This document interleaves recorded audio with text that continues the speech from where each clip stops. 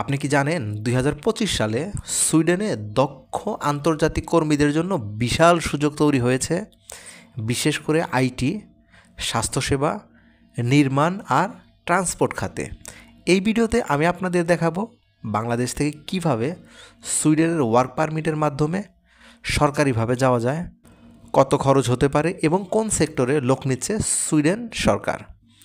তো চলুন শুরু করি। সুমন টি চ্যানেল পক্ষ থেকে আবারও হাজির হয়ে গেছি আমি সুমন। আজকের ভিডিওতে আমি আপনাদের সঙ্গে সুইডেনের A to Z খুঁটিনাটি বিষয় নিয়ে আলোচনা করব। তাই মূল ভিডিওতে যাবার আগে আপনাদের কাছে একটি রিকোয়েস্ট থাকবে, ভিডিওটি যদি ভালো লাগে তাহলে অবশ্যই লাইক করবেন, কোনো মতামত থাকলে কমেন্টে জানাবেন এবং আপনি যদি আমার চ্যানেল নতুন হয়ে থাকেন তাহলে অবশ্যই চ্যানেলটি সাবস্ক্রাইব করে পাশে থাকা বেল আইকনটি বাজিয়ে দেবেন, যেন পরবর্তীতে এরকম ইম্পর্টেন্ট ভিডিও আপলোড করার সাথে সাথে আপনি নোটিফিকেশন পেয়ে যান।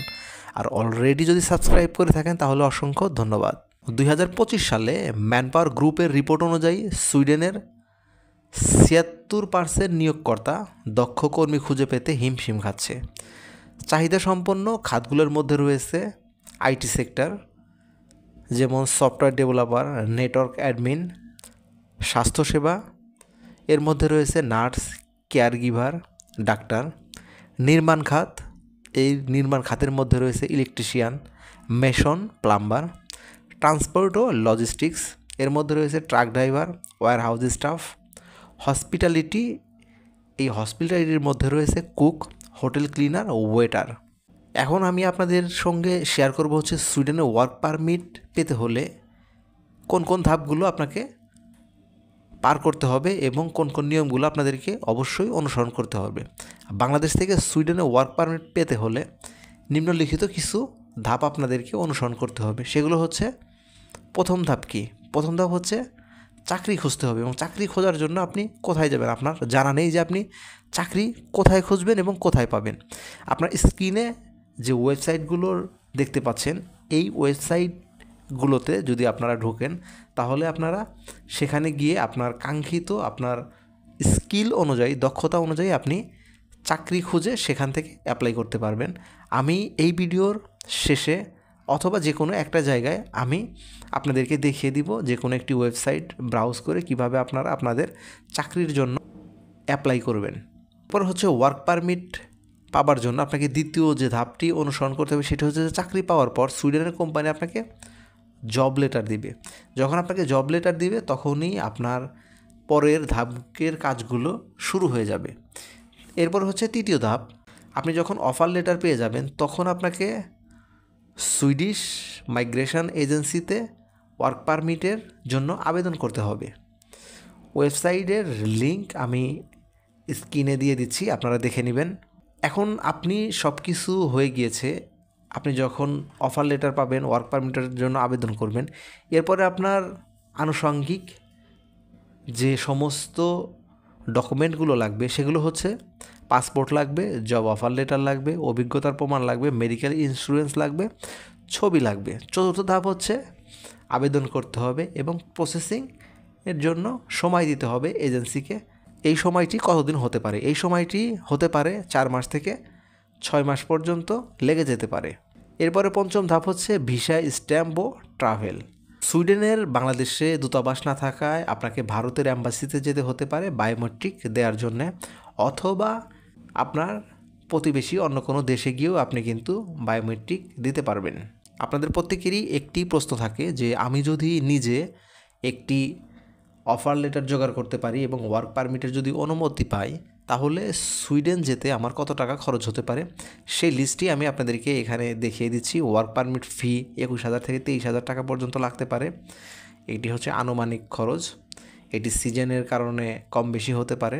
পাসপোর্ট আপনাকে বানাতে হবে, এটি আপনারা সবাই জানেন। ভিসা, স্ট্যাম্প এবং বায়োমেট্রিকের জন্য 60,000 থেকে 1,00,000 টাকা পর্যন্ত লাগতে পারে। ইন্স্যুরেন্সের একটি খরচ আছে, সেটি 5,000 থেকে 8,000 বা 10,000 পর্যন্ত লাগতে পারে। ফ্লাইট টিকিট, এটি ভ্যারি করবে। তারপরেও আমি আপনাদেরকে এখানে দেখিয়ে দিচ্ছি 80,000 থেকে 1,20,000 টাকা পর্যন্ত লাগতে পারে। এতে দেখা যাচ্ছে মোট আনুমানিক খরচ হতে পারে 1,70,000 থেকে 2,50,000 টাকা পর্যন্ত।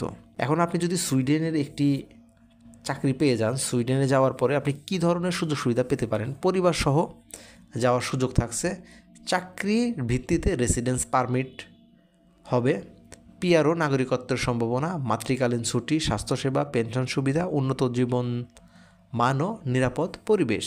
তাই আমি বলবো আপনি যদি সুইডেনে কাজ করতে আগ্রহী হন তাহলে আজকে থেকেই চাকরি খোঁজা শুরু করে দেন, কারণ আমি যে ওয়েবসাইটগুলোর লিঙ্ক দিয়েছি সেই ওয়েবসাইটগুলোর মাধ্যমে কিন্তু আপনি খুব সহজে আপনার চাকরি খুঁজে পাবেন। তো চলুন এখন আমি আপনাদেরকে দেখিয়ে দেবো যে কীভাবে আপনারা আপনাদের কাঙ্ক্ষিত ওয়েবসাইটে গিয়ে চাকরি খুঁজবেন। দেখেন, আমি আপনাদেরকে একটি ওয়েবসাইটের মাধ্যমে দেখিয়ে দিব, সেটি হচ্ছে যে jobsafari.se। এই ওয়েবসাইটে আসার পরে আপনি যদি মোবাইল দিয়ে আসেন এবং ল্যাপটপ, ডেস্কটপ যে ডিভাইসের মাধ্যমে আসুন না কেন, আপনি এখানে আসার পরে এরকম একটি ইন্টারফেস দেখতে পাবেন।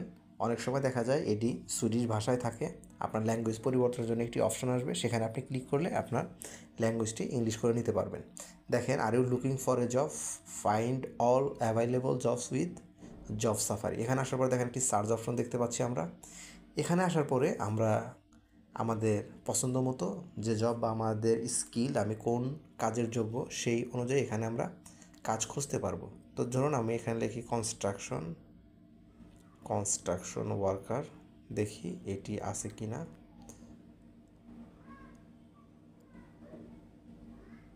সার্চ দেই।